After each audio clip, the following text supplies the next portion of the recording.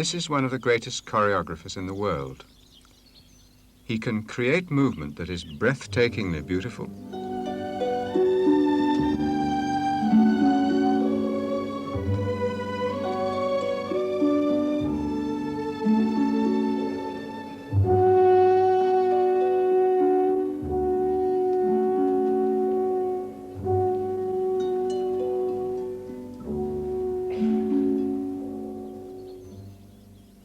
He can suggest passion, longing, love.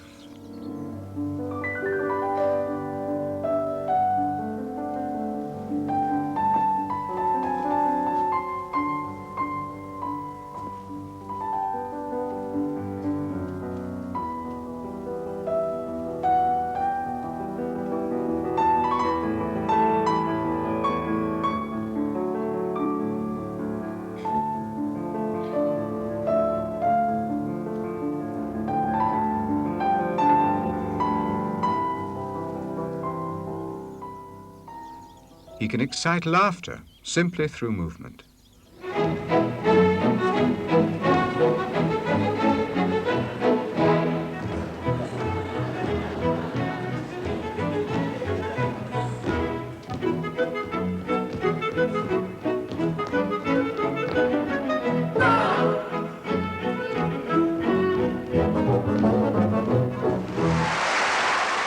His name is Frederick Ashton. And in 1926, seeing his very first ballet, Ninette de Valois congratulated his teacher, Marie Lambert, on having discovered a real choreographer.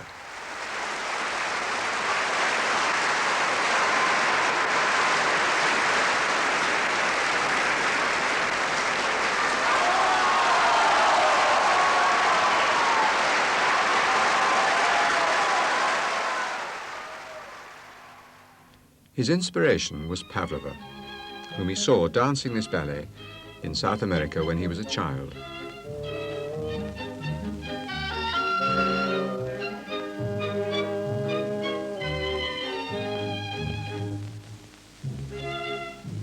It was his first visit to the theatre, and also his first opportunity to ride in a motor car. We went in a motor car to the performance, and my other brothers were only interested in the car drive and was longing for the performance to be finished in order to get back into the car. And I just accepted the car as nothing and as a means of getting there, and I wanted the performance to go on forever. And that's how I first saw her. Then I used to find out what hotel she was staying at, and I used to go and stand outside and watch her getting into a carriage, which she did with wonderful grace and fascination. How old were you at that time? I suppose I must have been about 10, 12, I don't know, something like that. Quite young. And did you really go home and think, that's what I want to do? Obviously, yes, I think I did.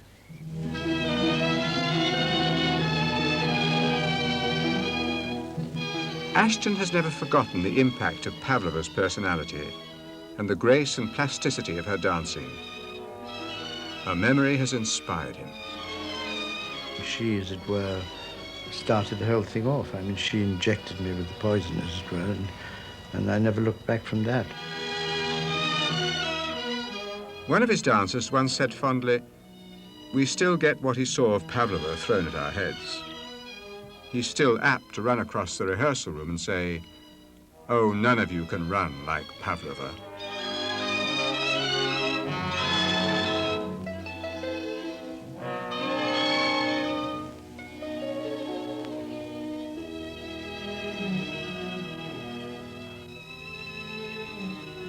Frederick Ashton's achievement has been enormous.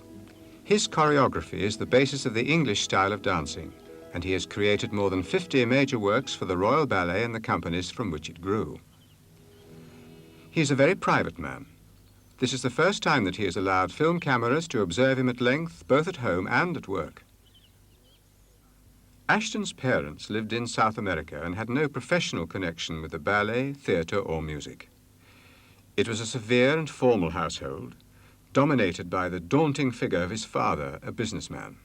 What did his parents make of his ambition to be a dancer? Well, they didn't know anything about it because, I didn't dare say it. I mean, my father would have been absolutely horrified. And I doubt if my mother would have been too pleased either, so I never really said anything about it till after I left school and after my father died. Meanwhile, if my father had lived, I never wouldn't be sitting here, because he was very strong-willed and he would never have tolerated it. And even my mother, when finally she conceded, and people say, well, what does he want to do? She said she couldn't bring herself to say he wants to be a dancer. She would say he wants to go on stage. It seemed to her more, I don't know, right.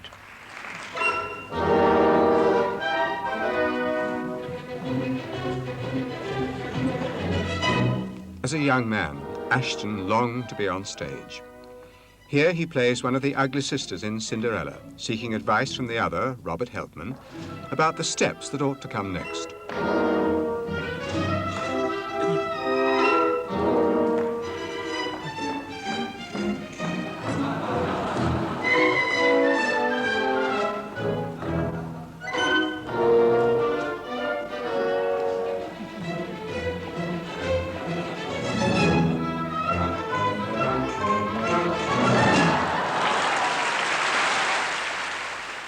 He was sent home to England for most of his schooling.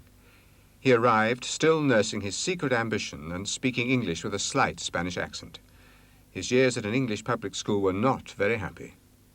Then, at his mother's instigation, he was put to work in the city to learn the import-export business. He was not much good at it. When I did my first bit of business, I lost the firm £1,000, so that I was called before all these distinguished old boys, and they were reprimanding me for carelessness and everything else. And I suddenly turned around. I was longing to get the sack, so I suddenly turned around to them and I said, well, gentlemen, the money is lost. What are you going to do to retrieve it? And they all, practically blew me out of the door. And that was it. And then? Well, then my mother by that time had come home, and so I pressed for the fact that I wanted to be able to go to a class every day.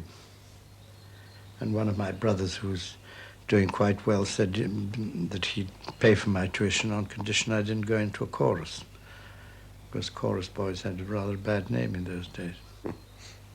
So with the rather grudging goodwill of your family, you did in fact start? Yes. What age were you when you started? I should think about 19, really, when I started regularly. So very late? Very late. Very late indeed. Did you find it enjoyable to dance? Yes, always. I adored dancing. Did you want to be a good dancer? Yes, I wanted to be a good Nijinsky. Of course, a ludicrous idea, but that's what I would. I wanted to be a dancer much more than a choreographer. I wasn't interested in that at all first, till Rambert pushed me into it. Marie Rambert's ballet club was the cradle of ballet in England. Here, in 1932, Ashton partnered Alicia Markova in a ballet he called Foyer de Danse. On this tiny stage, performing in front of a handful of people, Sir Frederick Ashton learned his craft.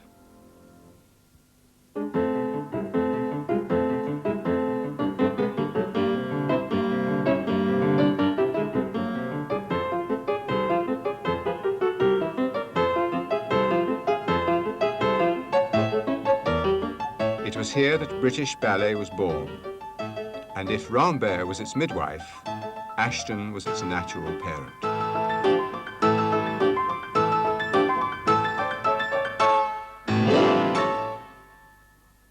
Marie Rambert, a remarkable and cultivated woman, encouraged, guided and lovingly bullied the young Frederick Ashton.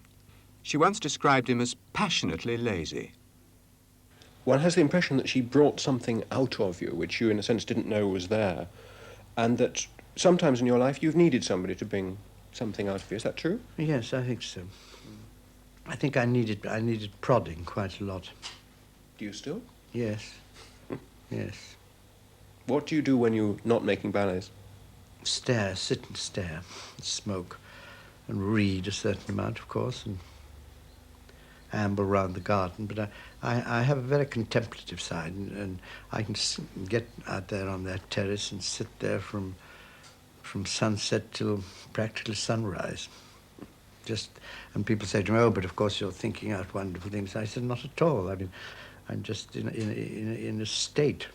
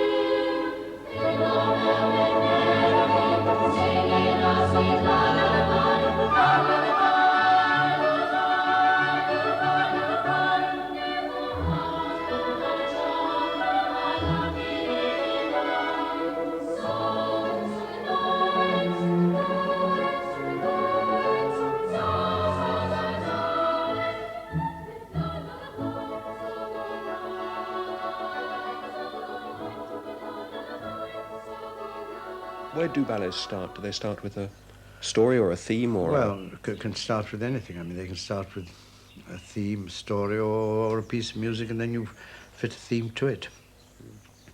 Mostly, in my case, I think they start from the music. If I don't like the music, well, it's no good at all. I've got to absolutely be engrossed by the music and really delve into it and really learn it and study it. And then the curious thing is that once the ballet's had its first night, I never want to hear that piece of music again. It's like a sort of dead love affair. Love, wit, joy. Characteristics of an Ashton ballet, and nowhere more clearly revealed than in La Fille Mal Gardée, one of his masterpieces.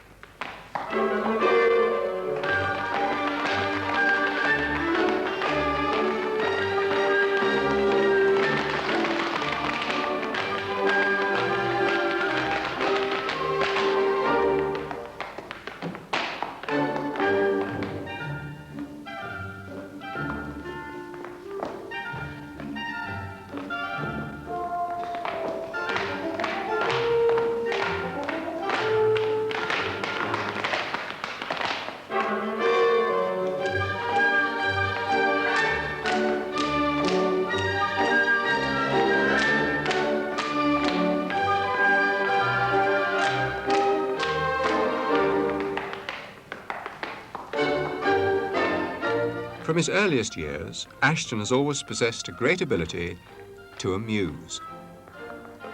His impressions are famous. He can also impersonate most of his friends and colleagues with or without props. At the ballet club, everything was elegant, improvised, and entertaining. Ashton created a stream of ballets on a shoestring. But the stage was only 18 feet wide, and there was only one performance each week. Ashton felt the need to look for greater professional opportunities. With this in mind, he went to audition for a newly formed company in Paris, where he came into contact for the first time with a great choreographer, Nijinsky's sister. Ashton watched all Nijinsky's rehearsals and danced in her ballets. Had her work impressed him? Oh, yes, she was a tremendous influence on me. She, she really taught me how to work. She also increased my vocabulary of movement. I mean, I admired tremendously the qualities that she had in movement and the plasticity of her. All that was to me something of a revelation which I had never seen before. And I was then very young and, of course, in a sponge-like attitude, so I really absorbed everything that there was to get from her. I got, really. And she was wonderfully kind to me and patient and encouraging. And so it was really, although it was a very hard time, it was also a great pleasure and privilege, really, to have had this association with her. When he returned to England, some of his work showed traces of Nijinsky's influence. But it was also at this stage that he managed to create his first original and long-lasting success, Facade.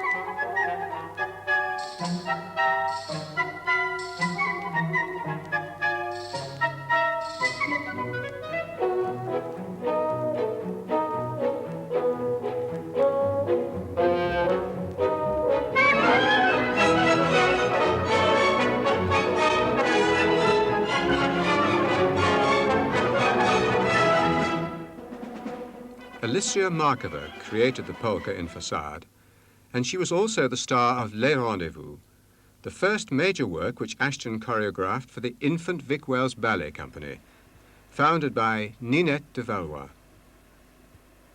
Constant Lambert arranged the music for that Ashton ballet and for many others. He became one of Ashton's closest professional associates. He educated me musically tremendously and guided my musical taste. Maynard Keynes said about him that he was the most potentially brilliant young man he'd ever met.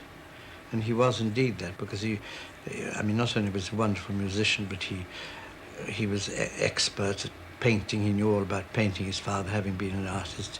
He'd suffered from several injuries in his childhood, so he'd read everything. So he was a completely rounded figure and a fountain of knowledge. And with it all, the most wonderful sense of fun and humour. And then when he was in the pit, he was an inspired conductor with this tremendous vitality that he had. All this was a tremendous uplift. Lambert and Ashton, seen here with Lord Berners, collaborated musically and artistically on many, many ballets. It was Constant Lambert who declaimed the nonsense narrative of a wedding bouquet through a megaphone. Constant Lambert selected and arranged the music for Apparitions, in which Ashton alternated with Harold Turner as the huzzar. Lambert advised on and conducted Nocturne, in which Ashton danced with Margot Fontaine. And Lambert composed Horoscope, which was designed by Sophie Fedorovich, one of the principal artistic influences on Frederick Ashton. Sophie Fedorovich designed Dante Sonata, one of the few ballets that Ashton made during the war, when he served with the RAF as a volunteer. And Fedorovich also designed Symphonic Variations, Ashton's first ballet for the Royal Opera House in 1946. It is one of his indisputable masterpieces. When Fedorovich died, tragically, accidentally, he wrote, "By her death, I lost not only my dearest friend, but my greatest artistic collaborator. She was the ideal ballet designer." And Constant Lambert died also within the same 2-year period. It was an enormous blow. Did Constant's death affect you? Yes, very deeply, very deeply. Well, it seemed to me like a sort of You know, like the ground falling from under one's feet. It was a period then when you lost Constance Lambert. In a few years you lost Sophie Fedorovich. Yes. Also. Did it affect your work and your life? Well, I suppose it didn't. Perhaps it gave what the French call the sens tragique to one, I don't know. Probably did. But I was definitely very affected by both of them. It seemed to me a sort of tremendous gap in my life when they went. How have you filled that? Well, one never could. That's an impossibility. Different friends, but not the same, of course. You can't replace people. You can adapt yourself to different ones. And of course, since then, I met also lots of interesting, fascinating people as well, of course. But not the deep friendship that there was between us.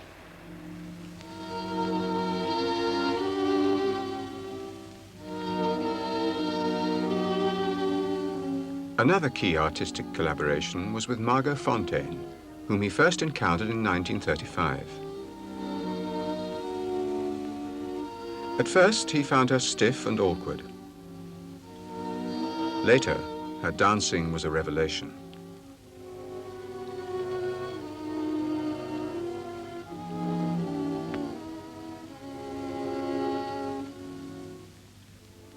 After Markova left the Vic Wells, there was a star role for Margot Fonteyn in almost every new Ashton ballet for more than 20 years. She was seldom less than outstanding, and if Markova was Ashton's first muse, Fonteyn was the second and greater inspiration.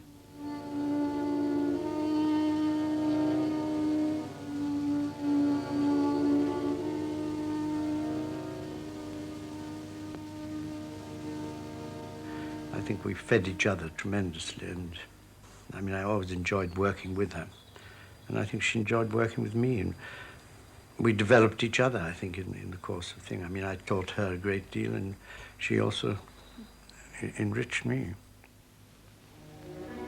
Margot Fonteyn says that her character as a dancer has never been more sympathetically displayed than in the role of Ondine, a water nymph who emerges onto land, discovers her own shadow, and plays with it like a child.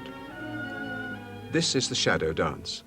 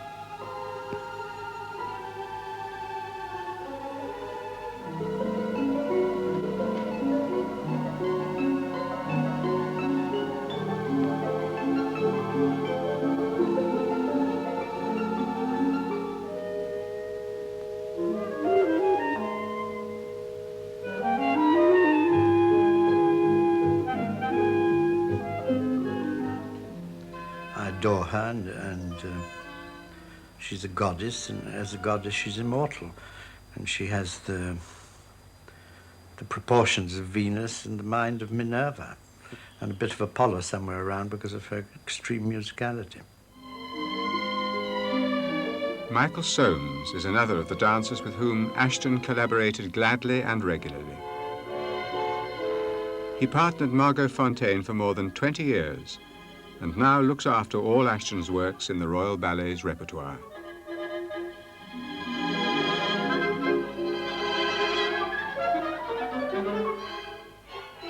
Ballet is a language of movement, and one of the things that I most admire about your ballets is the gift from inventing movement that you have, that you never seem to run short of choreographic interest, pure choreographic interest. Where does this enormous talent come from? Where does this gift come from?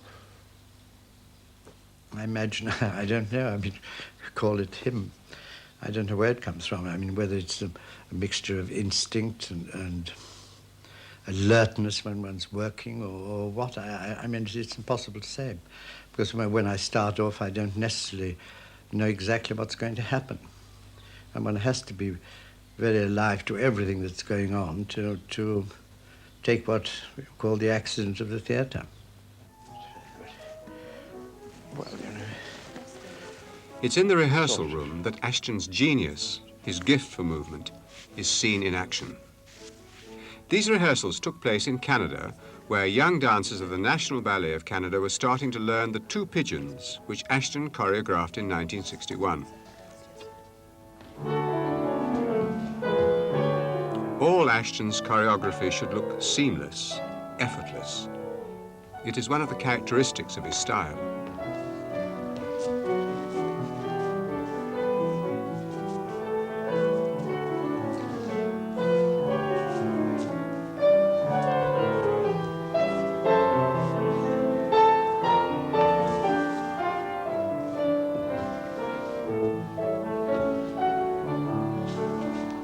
One of the Royal Ballet's choreologists, Lynn Wallace, and the director of the National Ballet, Alexander Grant, have already taught the whole work to the dancers.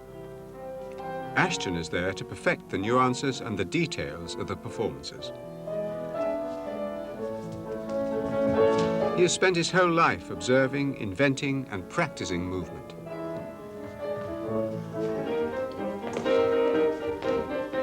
He sees every detail of what a dancer does.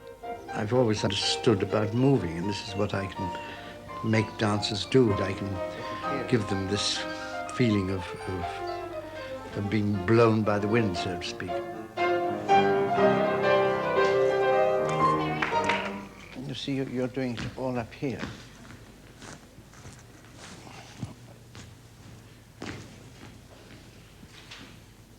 Not just there, you see.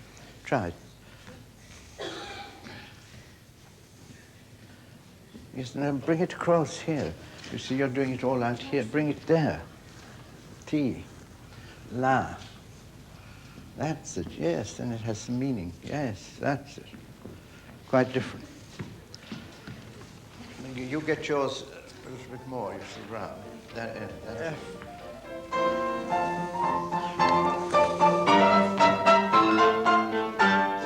When she does that at you, when she does this at you, turn your head the other.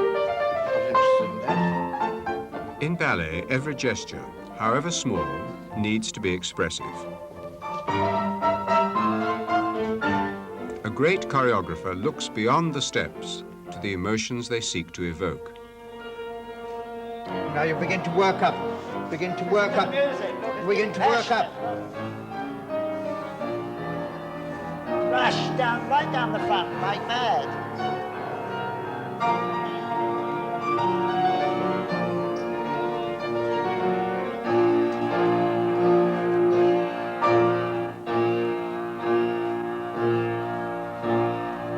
Well, that's better, but twice as much. Twice as much. It's because you're treading too soft. So when you run.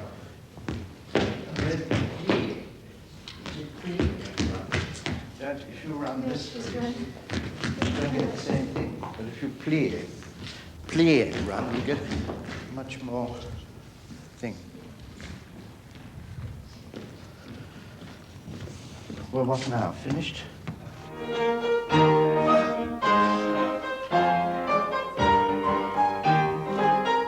That's it. It's a good fourth in the back. That's it.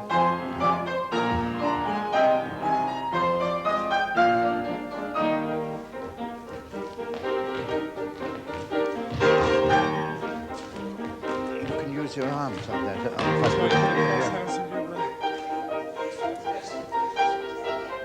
That's it.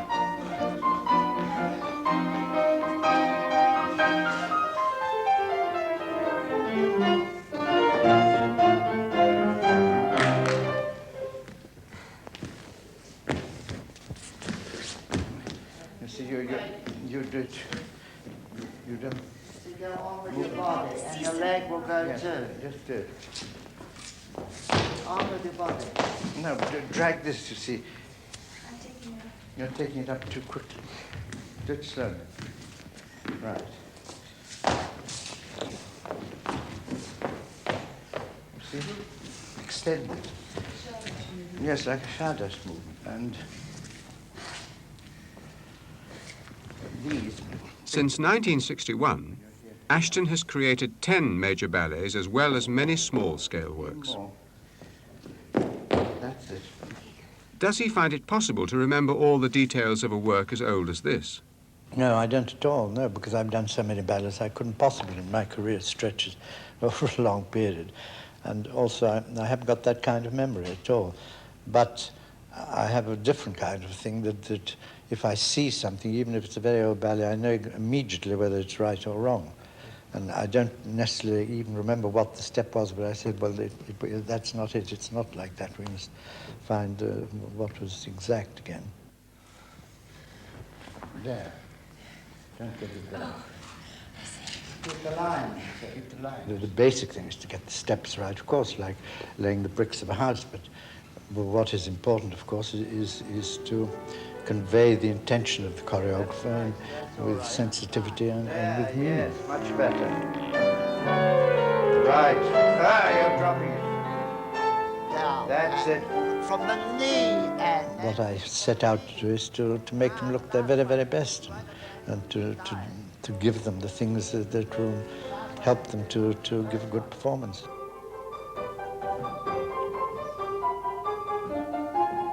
It's a bit bigger then. You have the rondesham a bit bigger. Yes, that's it. That's it.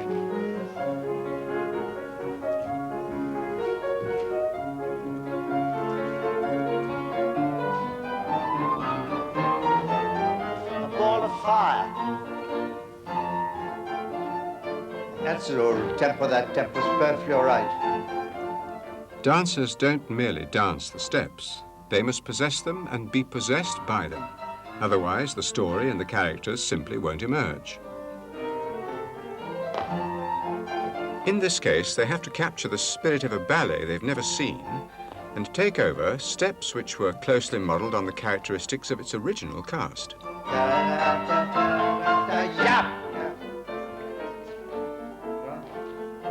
Ninette de Valois once said that you weren't very keen on second casts, on bringing on a replacement cast for the original people with whom you'd worked in creating a ballet. Is that true? Absolutely, yes.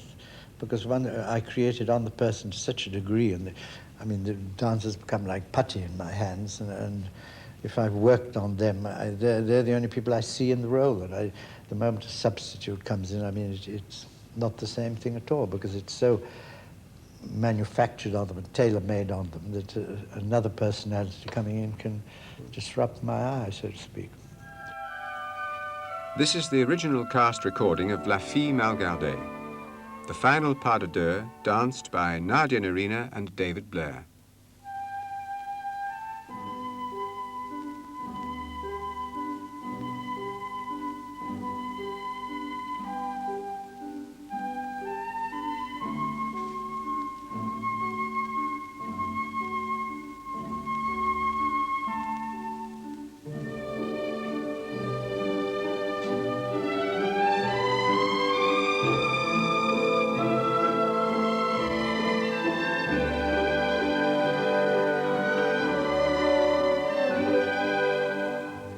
Ashton captures a special spontaneity, an easy joy when he models his choreography on dancers he knows well.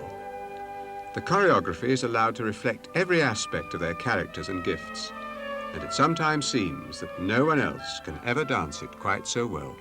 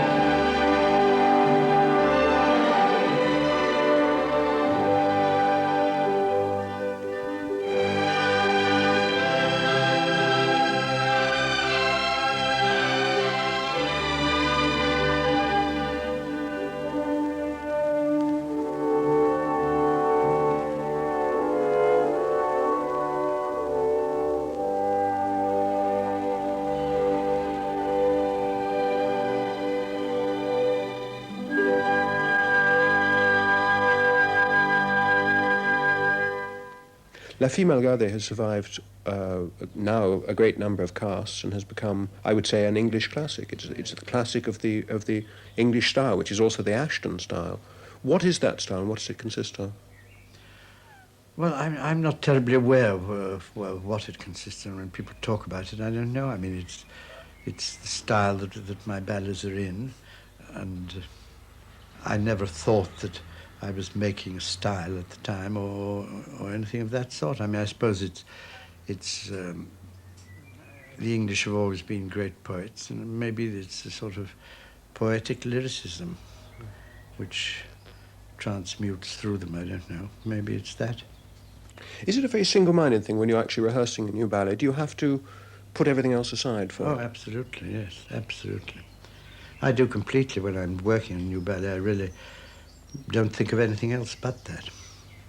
And I come home and I play the music all the time, think of what I've done and what I'm going to do, and I'm sort of, it becomes like an obsession with me for the period that it's going on.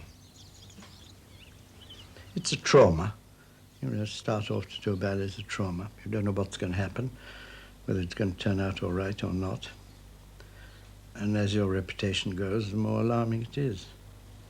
So that it doesn't get easier as you get more experience? No, it doesn't, because people expect probably more of you, and therefore it becomes more difficult, I think.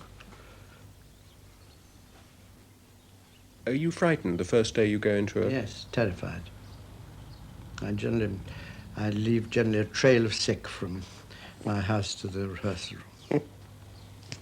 What, I mean, is that one of the things the dancers can give you, is make you feel more comfortable, more sure that something will emerge? Yes, not necessarily, I don't know. I mean, when I arrive, I'm like this, and then I gradually calm down, and once I actually start to work, then it's all right, and once the first rehearsal is over, and something has happened, then I can relax. Of course, if you go to the first rehearsal and you come up blocked straight away, that's terrible. Has that ever happened? Yes, of course. Ashton's diffidence has never stopped him experimenting.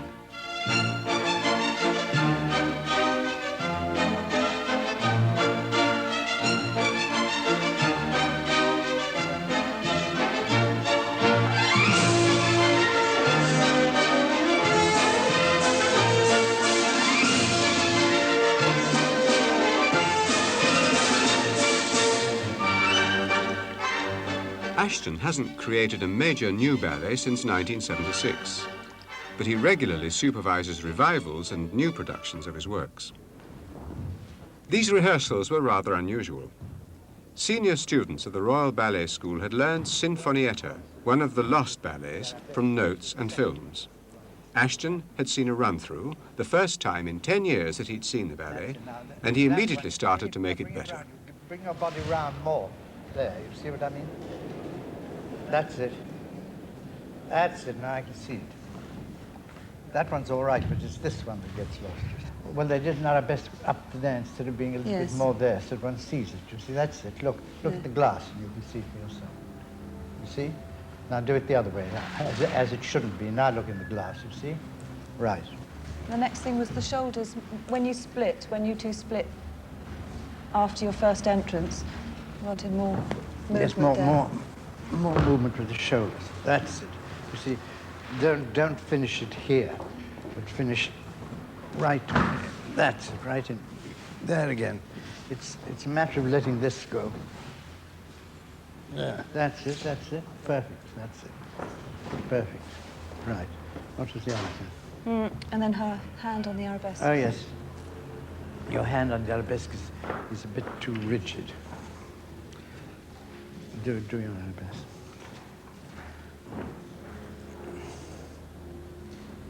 See the same here. You're taking tension here, which you mustn't do.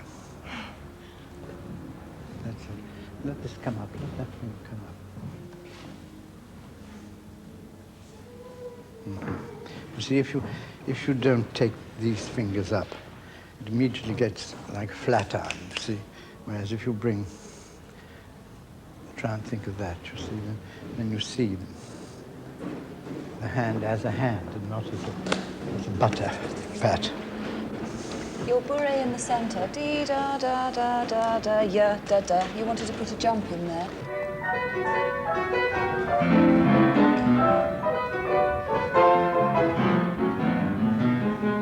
That's all right, that's fine. That's it, right? That's Right. it. 57. Your head is better. You're using your head back much better. Try this one. Don't be afraid to really exaggerate. Pull here.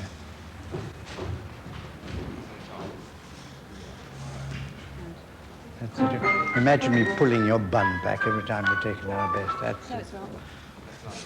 That'll help you.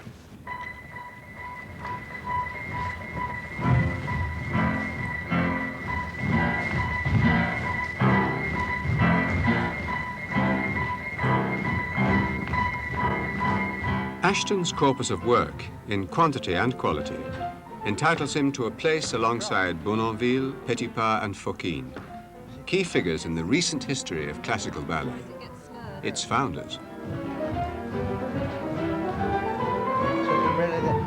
The arms almost stop. There's something rather touching in finding a man of this eminence working with students, passing on what he can to the next generation.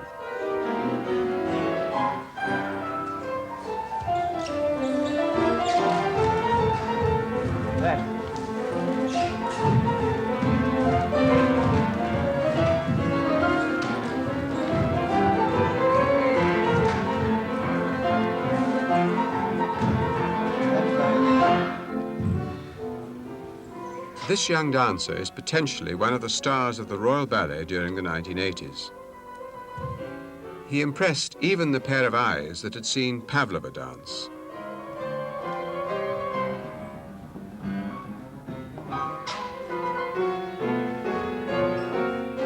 It was also, coincidentally, his solos that Ashton most wanted to improve when he saw them again after such a long period.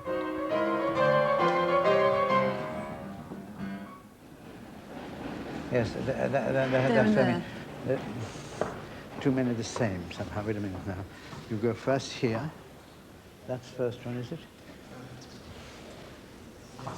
And the second one? But now the second one,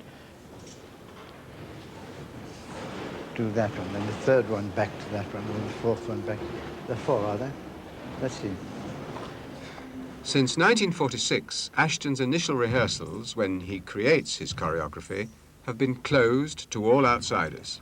That's it. It was a considerable privilege to be able to film while he thought about the structure of his work. Let's see how that will look. This is how Ashton creates, watching, experimenting, practicing, trying things out. Better that way, yes. Don't take it too high, though, you see. Take it to there, don't get up there. Right?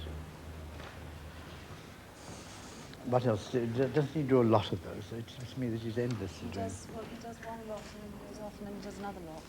But it's only that And the one second where he time, what do you do then? nervous.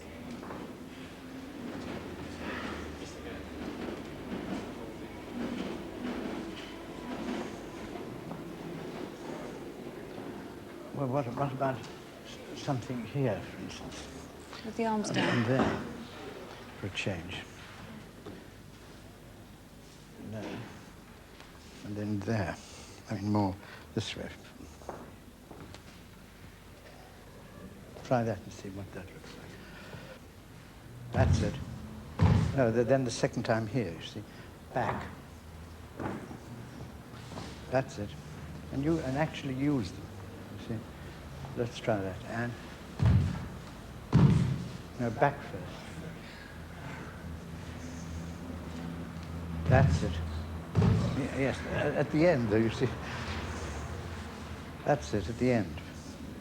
So as you're doing that there, Turns, yeah. as you land, the hands also go. That's it. Now lift them a little bit higher at the back. No, easy. Don't make it awkward. Ashton is patient, gentle, and sympathetic with his dancers. There. It seems to me that you love to be with dancers. Oh, yes, I adore it. I love dancers. I think they're wonderful people, and they're full of humour and hard-working and dedicated, and I think they're absolutely extraordinary people.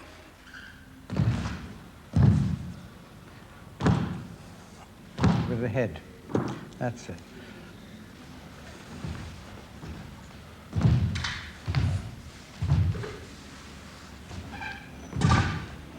Is there any other way you would want to have spent your life?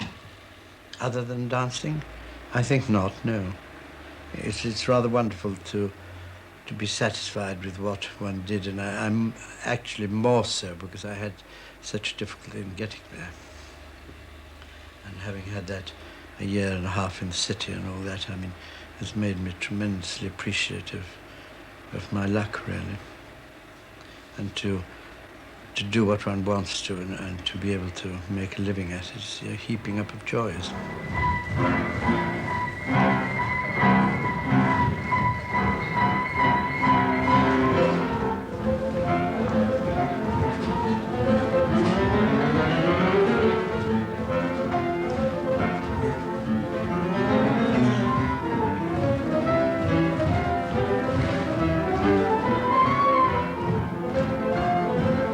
Bring up the retiers.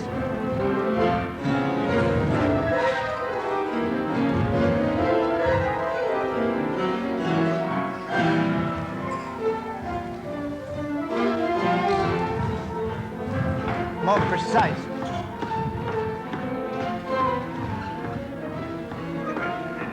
Yes. Stop. Right, stop. If that could be more high, you're getting, it's a bit too, you see, really punctuated. Not you only, I mean all of you. Once again. Let's go back to the beginning again. And.